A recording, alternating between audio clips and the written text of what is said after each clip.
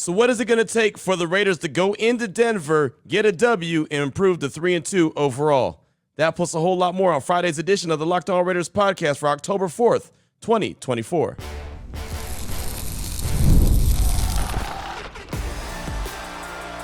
You are Locked On Raiders, your daily Las Vegas Raiders podcast, part of the Locked On Podcast Network, your team every day.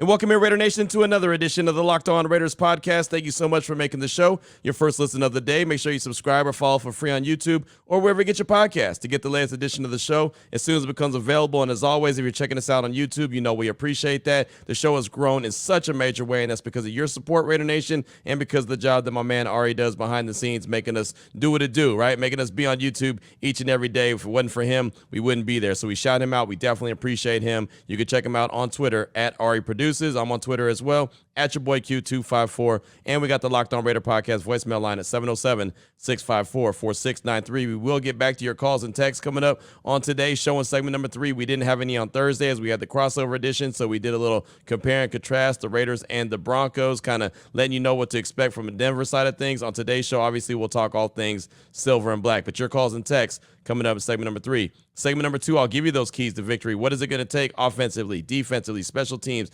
coaching, all three phases of the game? What is it going to take for the Raiders to get on that bird, fly to Denver, and pick up a W? That's coming up segment number 2. Here in segment number 1, news and notes of the day. As I always do, we'll jump right into it after I tell you about the sponsor of the show, which is FanDuel. Place your first $5 bet, and you'll get started with $200 in bonus bets guaranteed.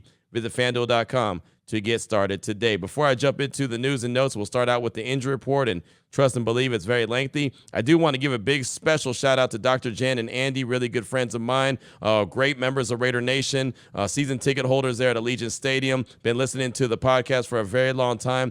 They lost their dog. They have two big dogs, or had two big dogs, Woody and Wally, and on matter of fact, Sunday, the Raiders were about to take on the Cleveland Browns, which obviously are the dog pound. Their dog Woody passed away. So real quick, I want to tell this quick story. I go to see Dr. Jen on Thursday, and she's a really good chiropractor office, yeah, something like that. I don't even know the title of it. Chiropractor, that's what she is, and so is Andy as well. So I go there all the time. They get me straight, they get me right. Well, Wally, their dog, is obviously missing his buddy Woody, so he's at the office. And I'm not a big dog person, not a big pet person outside of turtles, but Wally's a big friendly dog, and obviously missing his buddy, and Dr. Jen and Andy are missing their buddy as well, so they're kind of down in the dumps. And I go in there, and Wally is like, it's like almost like we're best friends, like he's known me for so long. Why is that? We figured out after by the time the visit was over.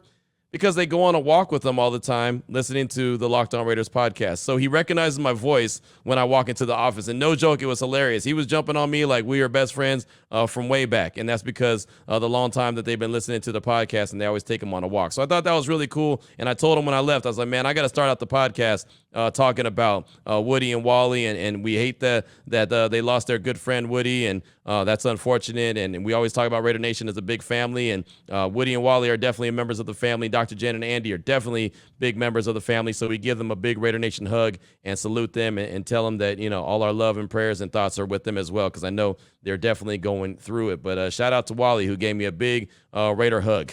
He gave me a big Raider hug on Thursday. He was really cool. Speaking of Thursday, how about the Raiders injury report that came out? Man, you want to talk about massive. This thing was massive, and I didn't get a chance to talk about it on Wednesday outside the fact that it's really lengthy. I'm going to go over it pretty quickly, because if I don't, it's going to take 10, 15 minutes to go over. These are all the guys that did not participate on Wednesday or Thursday. Max Crosby dealing with the ankle injury, Divine Diablo dealing with an oblique, Thayer Munford dealing with a knee and ankle, Cam Richardson dealing with a hamstring, Michael Mayer still personal, Kanai Moaga with the calf, Devonte Adams, hamstring, Dylan Parham, Achilles, Tyreek McAllister, shoulder, Colton Miller. Oh, he did. Okay, so Colton Miller didn't participate on Wednesday. He was limited on Thursday. But all those guys that I just said did not participate, DNPs on Wednesday and Thursday. And we'll see what happens today when the injury report comes out. But that is a lengthy list. And those are some big names on there, from Crosby, the Munford. Obviously, Devonte Adams isn't playing, Dylan Parham, lot of guys on that injury report. Limited, as I mentioned, Colton Miller dealing with the knee and the shoulder injury was limited. Jacorian Bennett, he's a full participant, was dealing with the shoulder injury. He hurt that shoulder in the game on Sunday, but he was full on Wednesday and Thursday, so he's good to go. Safety Trey Taylor, knee injury, limited on Wednesday and Thursday, but he has been activated. Remember, he was on IR, so he returned to practice. That's good. They've got the 21-day window now to activate him and actually put him back onto the roster, so we'll see if that happens. Zamir White, he went with the groin injury from limited on Wednesday, did not participate on Thursday, so he's trending in the wrong direction. Isaiah Palmau, who had a baby, his wife was induced on Monday. He did not participate on Wednesday. It was a personal day, but he was a full participant on Thursday, so he's good to go for the game on Sunday. Luke Masterson, knee injury, limited on Wednesday, did not participate on Thursday, trending in the wrong direction. Then Cody Whitehair, chest injury, not listed on Wednesday, limited on Thursday. So very lengthy injury report right there for the Silver and Black. For the Denver Broncos, not too bad at all. The running back, Tyler Battle, back injury, did not participate on Wednesday, did not participate on Thursday. J.L. Skinner, their safety, ankle injury, limited on Wednesday, full on Thursday. Josh Reynolds, their wide receiver, foot injury, full on Wednesday, full on Thursday. And Tremont Smith, their cornerback, hand injury, not listed on Wednesday, full participant on Thursday. So as you can tell, they're very healthy, where the Raiders, not so much. So that's obviously something to be concerned about. Don't know who's going to be able to go or not. We'll get another injury report later on this afternoon, and then we'll get the inactives coming up on Sunday about 90 minutes before kickoff. So hopefully Max Crosby is good to go. I don't know, though, and maybe the best thing for him is not to go at all, right, just so he can get that high ankle sprain, continue to try to, stay healthy. I know a lot of people were asking why he wasn't on the sidelines against Cleveland. The team sent him home. The team told him to go home because they knew if he was around, he had to put a jersey on, he had to put his pads on, he had to found a way onto the field. So he says he's going to play on his podcast. He said that he wants to play, and he's going to do everything he can to play. I don't even know if that's the best thing for him. The Raiders showed that they can get some pressure on the quarterback on Sunday against Cleveland without Max out there, and I just think for the long haul, you might want to have Max sit one more game and let him get, healthier, try to get as healthy as possible so he can get back there for the long stretch. But we'll find out. Max Crosby hates missing games, as you know. One guy who stepped up and did a really good job in Max Crosby's place was Charles Snowden. We saw him really start to shine in the preseason. You've seen he's made the most of his opportunities, had a nice sack to seal the deal on Sunday versus the Cleveland Browns. We had an opportunity to catch up to him in the Raiders locker room. I believe this was on Wednesday, and basically he was talking about other guys stepping up, like a Christian Wilkins, like a Tyree Wilson, like himself, right, in the absence of a Max Crosby and a Marcus Epps, and guys like Isaiah Palmau on the back end doing well. So he's just talking about young guys stepping up and being even young leaders on this Raiders team. Here's Charles Snowden. I think that we just have great leaders. Outside of those three guys that you mentioned, guys like Adam Butler here, who, last week he really was the heart and soul of the team, and we just have guys in different positions who are just ready to step up, that next man up mentality, not just for guys on the field, but just like in leadership roles as well. And so I think that's really taking this team a long way.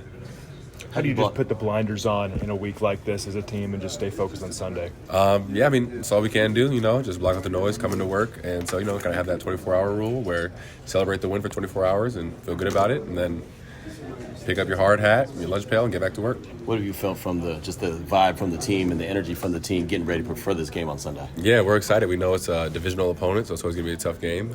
They're hot, 2-game win streak. And so, we feel that at our best, we can play with anybody. And so we just got to make sure that we bring our best on Sunday. How do you continue to challenge yourself and get the best out of yourself? I know I am very, very far from what I can be and where I need to be. So it's just focusing every day on just continue to improve. And so I'm obviously happy with the plays I made on Sunday, but there's a lot of plays that I needed to clean up. And so just continue to improve every day. You mentioned Adam Butler and what he meant for the team last week. Just the brotherhood that you guys all have. How much does that mean to you? It means a lot. I think, honestly, that's one of the best of football. Is just one of the best parts of football is just the guys that come together in these moments in the locker room and just hanging out on the field, off the field. And when, you go out there and make plays, just celebrating with guys that are your friends, not just your teammates. It's just such a cool feeling. Did you go right from the game to the Harris rally there immediately? What was the timeline on that? Game ended, showered, changed, drove on over. How important was that to you? Just after such a big moment, and then it's like, let's get this other priority in place as well. It was really cool. I studied politics in college, and so I've always kind of just been a fairly political person, and so to be able to be there for that moment, it was pretty cool. Did you imagine that when the day started that she'd be shouting you out like game win ceiling sack and then that? So. I promise you in my wildest dreams I could not have drawn up Sunday any better. So it was a pretty cool day. So that's what I got for you for segment number 1 of today's Locked On Raiders podcast. Little news and notes of the day. Coming up in segment number 2, keys to victory. Offense, defense, special teams, coaching. What do the Silver and Black have to do? What is it going to take for the Raiders to head to Denver and pick up a dub and improve their overall record to 3-2? That's coming up in segment number 2 of today's Locked On Raiders podcast.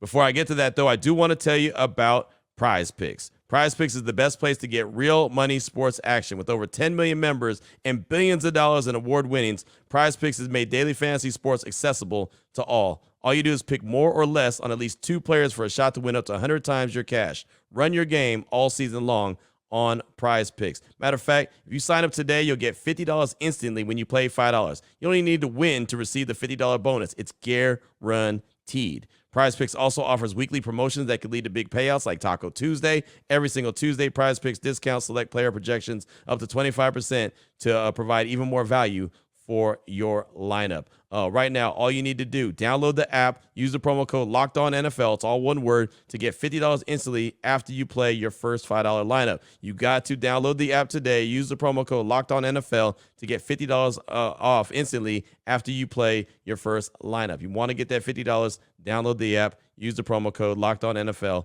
play $5, and you got it. You will make it happen, and they will make it happen for you. Go to PrizePicks right now. All right, Raider Nation, here we go. Segment number 2 of today's Locked On Raiders podcast. What are the keys to victory? What are the Raiders going to have to do? We heard the crossover edition with Sarah Bender on Thursday talking about the Broncos. So we know what they're bringing to the table, and we know they have a stingy defense. So what are the Raiders going to have to do to come up with a victory? Since the Broncos have the stingy defense, let's focus in on the Raiders offense. It's actually something that I tried to focus in on my radio show on Thursday. Like, what do the Raiders need to focus in on? Who are they offensively, and who do they need to be on Sunday, I should say, to pick up a victory? Well, because the Broncos have such a great pass rush, since they have the ability to get to the quarterback, and they're doing it at such a high rate. Matter of fact, they're getting to the quarterback just as much as the Raiders are getting to the quarterback. The offensive line has got to shine. The Raiders have to win the line of scrimmage. The offensive line has to come together. The problem is, who's it going to be? Is it going to be Colton Miller, JPJ, Andre James, Dylan Parham, and DJ Glaze? Well, it's a possibility. Or it could be Miller, Whitehair at the left guard, Andre James at the center, Dylan Parham at the the right guard position, and then Thayer Munford, right? Thayer Munford, but he hasn't practiced, so there's a good chance that he won't be there. There's a good chance that Parham, who hasn't practiced either, dealing with the Achilles injury, he might not be there. So most likely, probably end up being Colton Miller, Cody Whitehair, if he's available, he's dealing with a chest injury, Andre James at the center, JPJ at right guard, and DJ Glaze at right tackle. It's most likely probably going to be the starting offensive line coming up on Sunday. And so I know it's not ideally what they would like. Again, like they would like to have Miller, JPJ, James, Parham, and Glaze, right? Or Munford as well at the right tackle spot. Even not even worry about Glaze. But Munford's injured, so I think DJ Glaze is going to be that guy. So the offensive line, whatever combination of the 5 it is, and I guess I can go through and almost like a Rubik's Cube and come up with a bunch of different options that they could have at that offensive line position. They've got to be able to come together.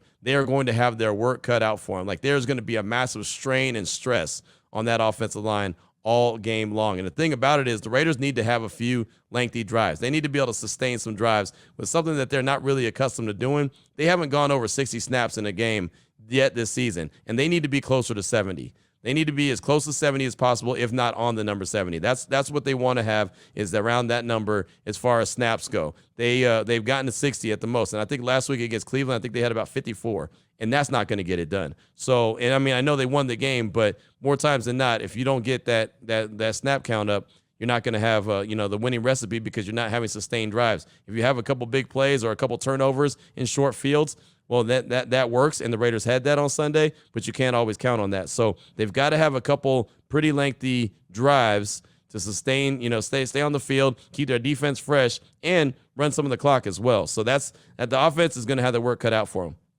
We know Devonte Adams. Brock Bowers has to get more than 3 targets, right? He only got 3 targets last week against Cleveland. He's got to get more. I know he's going to be the number 1 guy that everyone's looking at. Where's 89? Where's 89? Don't let him beat you. Okay, that's fine. But if you're Luke Getsy, the offensive coordinator, you still have to find a way to get him involved.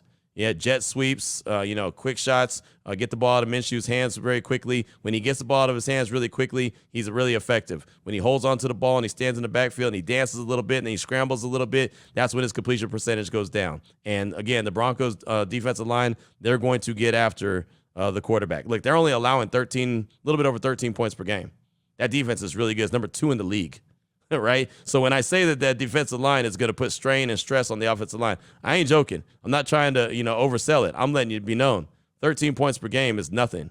So, I mean, there's a reason why they won the game last week against the Jets 10-9, right? They're not giving up too many points. So the offense, Luke Getsy's going to have his, he's going to have to be on his A game as far as scheming players open. You got Jacoby Myers. You've got Trey Tucker, the speedster. DJ Turner is starting to evolve. There's no Devonte, so you'll probably see him on the field. And Brock Bowers has got to be a weapon. You have to find a way to utilize him somehow, some way. That's the reason why you drafted him number 13 overall, is to be a big-time weapon offensively. Defense, it's all about pressure. You remember that song? Looking down on me, pressure. Whatever, I don't know the words. But you know what it is. Pressure, pressure, pressure.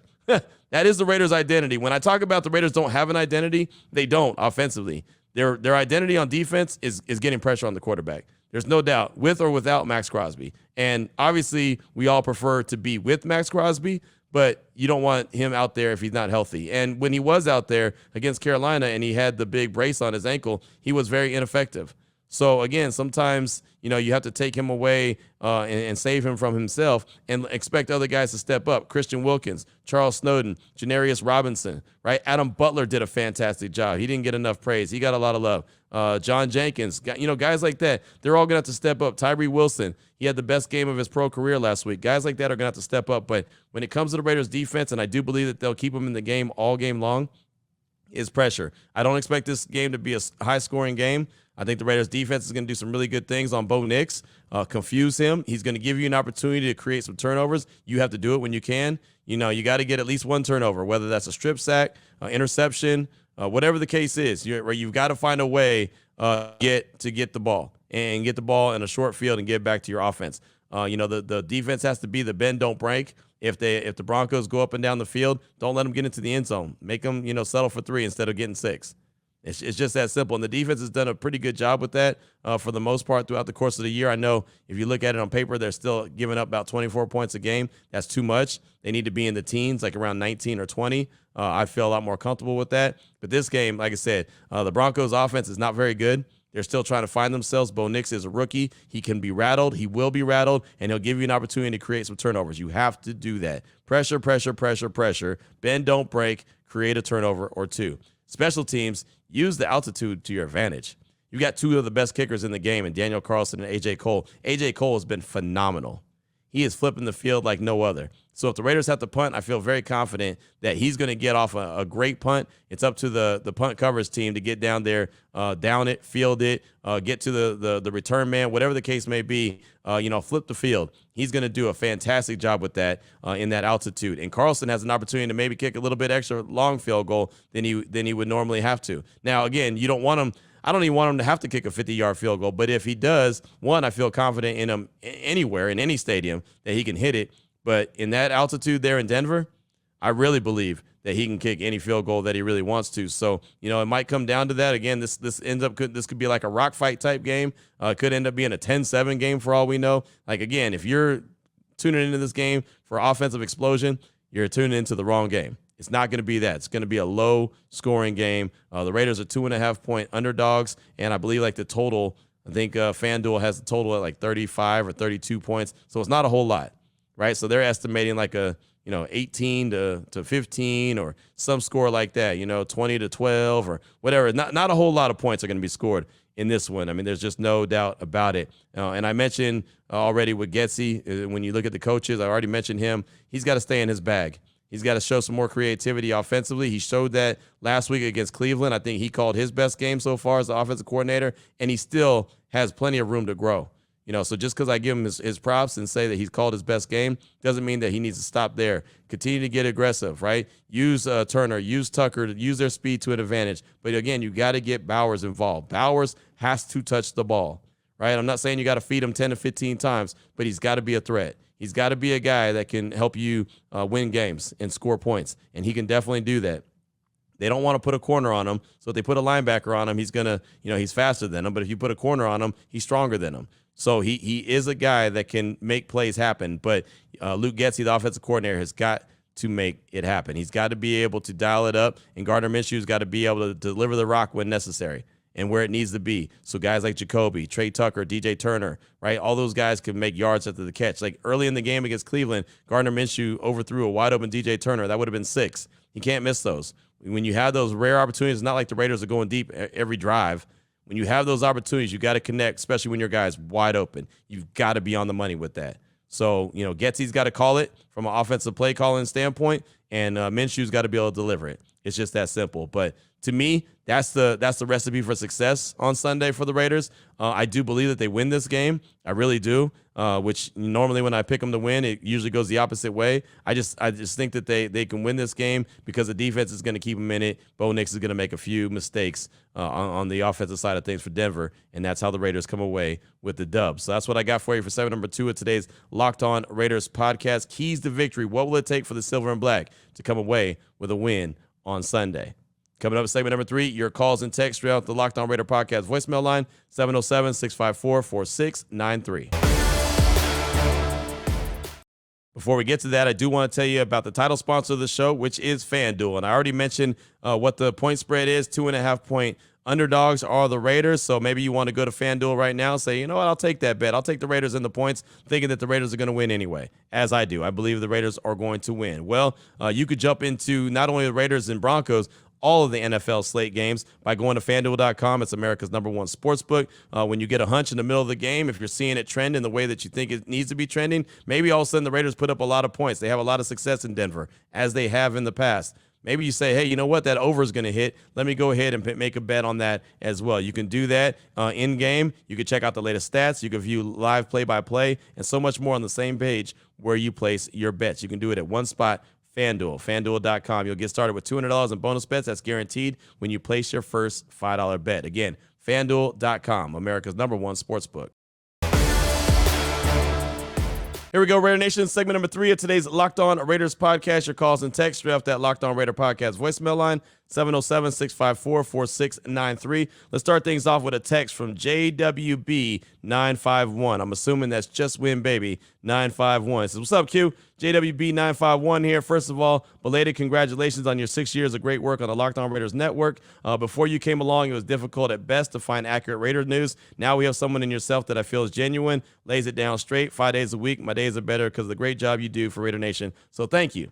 All right, down to business. It seems like JJ, Jack Jones, wasn't the only one that got the business end of Antonio Pierce. Devonte was completely dogging it through the Carolina game, dropping passes, not blocking at the point of attack, dogging it. Do you think that perhaps AP was going to sit him for a quarter like Jones, which then led to the BS hamstring issue? I'm not into conspiracy issues at all, but the more I think about it, the more sense it makes, and I was wondering your thoughts. In my mind, you're either part of the problem or part of the solution. Devontae's selfish play and attitude are a cancer in the locker room and on the field. I honestly feel he was one of the business decisions AP was talking about, and this is the way it's playing out. Thank you for letting me vent, Q. Thanks for all that you do. Go Raiders. That's Just Win Baby 951 or JWB 951. Thanks so much for the text. And yeah, I definitely believe that Devonte was part of the business decision conversation that AP was talking about. I know Devonte went on the Up and Adams show on FanDuel and said that he wasn't part of that, but there was times where, he wasn't chasing down the DB that intercepted Gardner Minshew. There was times where he wasn't blocking really well. His body language lets you know that he's not in a bad place, but he's just not happy, right? You could just see it the way that he's walking with his shoulders, dragging. And, you could just see it. So I could definitely see that. And, maybe that conversation that he had with Antonio Pierce didn't go over right? And maybe all of a sudden Devonte was like, oh, wait, hold on. I'm not sitting. You're not stopping. I don't know. I don't know how that conversation went. I don't know if he was going to sit him for a quarter or not, like he did with Jack Jones. But clearly there's a fray in that relationship. And so now it's where it is right now. And, apparently Devonte is the one who went in and asked for a trade on Monday. right? And so there's, I mean, I guess looking at the timeline, you can kind of see, I guess, him having that hamstring pop up at the end of practice on Thursday, then not playing in the game on Sunday, and then going in on Monday and saying that he prefers a trade. So, I mean, I guess anything is valid, but I definitely think that, some of the conversation that AP was having about business decisions was definitely about Devonte Adams as well. But thanks for the text. I do appreciate you. Up next, got a call from Logan in PA. He's calling to talk about the Devonte Adams situation and why he believes this situation is all on Devonte Adams. Here he is, Logan in PA. Thank you. This is Logan from PA. I know you probably got like 45 phone calls about this already. We were messaging back and forth a little bit on Twitter about it, but I sat back and thought about this. I fully believe that this is Devonte Adams' doing. I really do. And let me give you the reasons. We take a further, and we look back further. Some of the things that happened earlier in this offseason trying to give hints that this was coming, right? Devonte Adams didn't participate in training camp. The only player that wasn't there, all the other players were at training camp. We know the reason why he wasn't there, but he wasn't there, right? Then he comes back after missing training camp. And Antonio Pierce wants everybody to participate in the preseason game. And Devonte Adams is asked about that and completely contradicts the coach and says, I don't want to play. Even though he's missed training camp and we need it. And obviously, him and Minshew were on the same page. Like, those training camp reps those preseason reps against live, opponents would have helped. So he had a hamstring injury, if you remember, and all of a sudden he didn't have to play in the game. Come to this week. We know there's video out there in the Carolina game and just in general, Devonte Adams not wanting to run block, not being a good blocker when he's not getting the ball. I understand he's not out there to block, but it's still part of his job. He's a team. So I really feel that AP called him out for not blocking. And I don't know what else transpired, but I don't think Devonte Adams is hamstring injury. Okay? I think that's a ruse. I think that they were kind of figured out, are we going to be able to get past this? Are we going to have to look at a trade? Whatever. And I think that's what was going on. So I don't think that he's hurt at all. And I think that Devonte Adams' actions, I feel like, I don't know if he thinks that, like, AP owes him something, or, like, he's above the team now because he helped AP get his job, so, like, he can do things other players can't. I'm not really sure what Adams' deal is, but, like, for a guy who says he's not a diva, he's acting a real diva, like, player, right?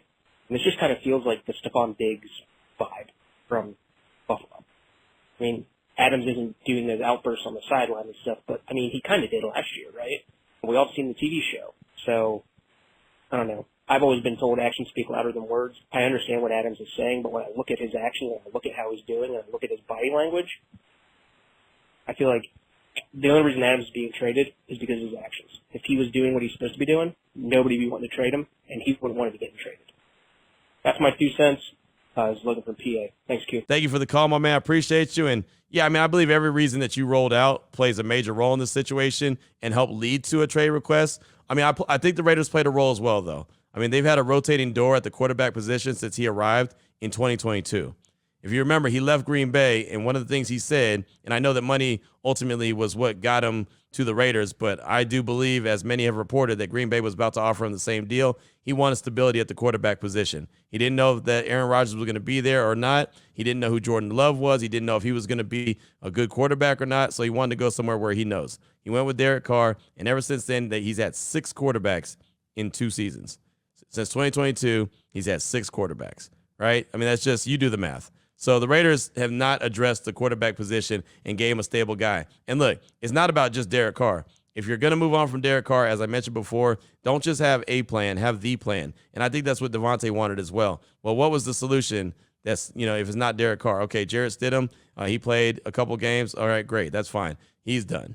Then they bring in Jimmy G. That was never, a great idea. We all said that. It was never a great idea. Then Brian Hoyer was in there. That obviously wasn't a great idea. Aiden O'Connell, he got a pretty good relationship with him. He's not starting now. Now Gardner Minshew's starting. So I don't know. There's so much to go along. I think there's blame to go everywhere. Devonte definitely played a role as well, though. So thank you so much for that call. I do appreciate you.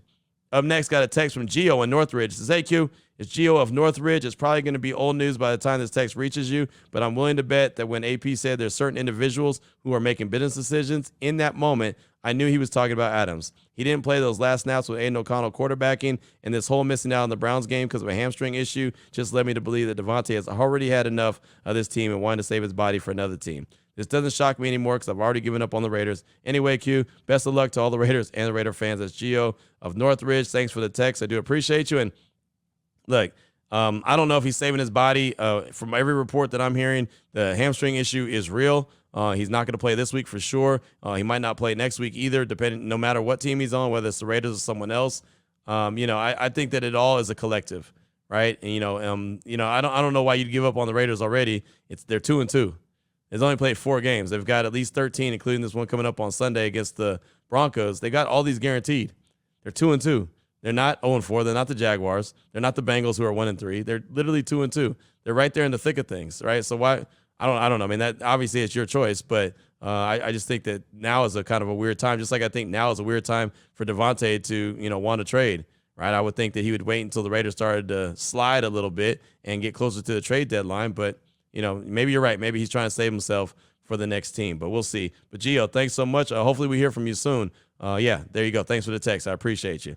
Also got a call from Fern Dog in Cali. He's calling to talk about the quarterback position as it pertains to Devonte Adams and breaks it down, plus talks about the team overall. Here he is, Fern Dog out of Cali. Yo, what up, Q? Later, this is Fern Dog from Cali right here. I really love your show, man. I mean, you're one of the realest people I've ever heard talking about the Raiders. You state the facts and you tell it like it is, man. Keep doing you. Number one, Raider fans, man. I don't know. These guys are delusional, man. Delusional. Honestly, there's some of the people that just don't know football, man. Look, Q.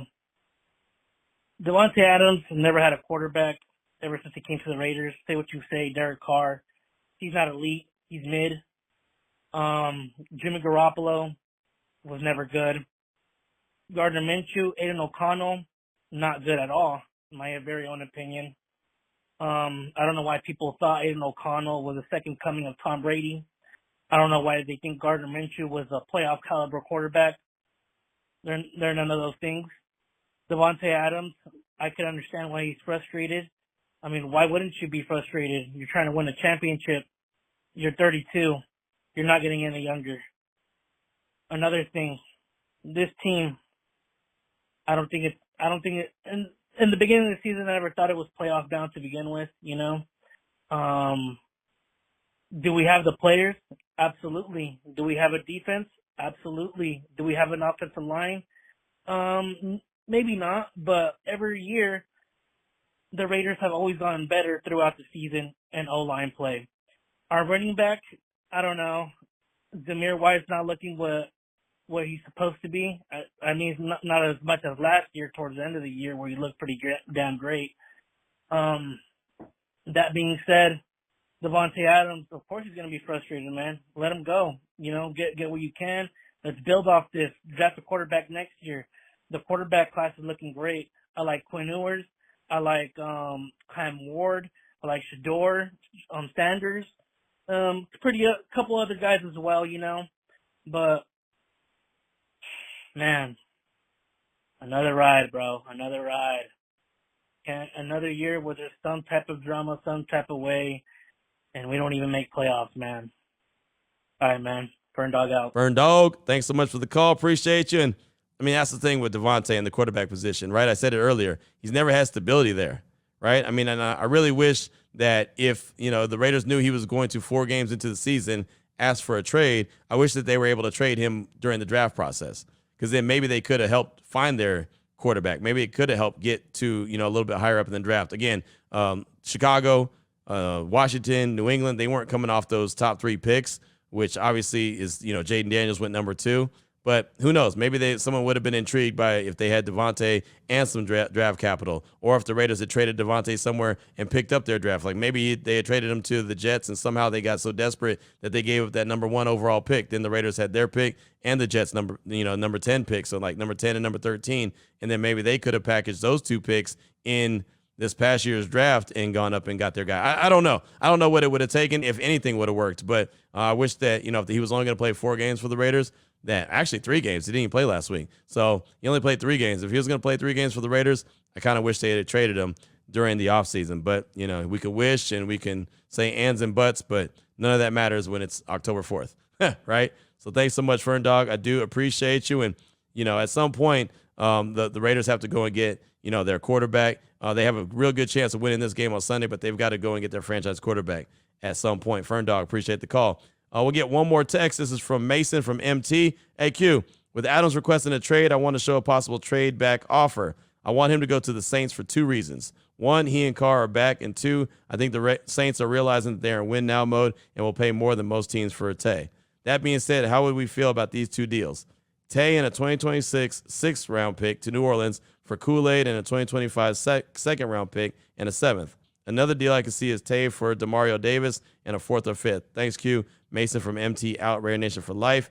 And, I think that those are okay. But remember, if you're trading them to New Orleans, Dave Ziegler's there, right? Dave Ziegler has people that are still in the Raiders front office that he's tight with. So he kind of knows the ins and outs. I don't think that the Saints are going to get desperate for Devonte, because I think if anyone knows what's really going on behind the scenes with the Raiders and Devonte and Antonio Pierce, it's Dave Ziegler. He knows a lot about what's going on with the Raiders organization right now. I promise you that. So I don't know if they're going to be the one to get desperate. I think if any team's going to overpay for Devonte, it's going to be the Jets, because Aaron Rodgers is going to say, give them what they need to get them. I want them.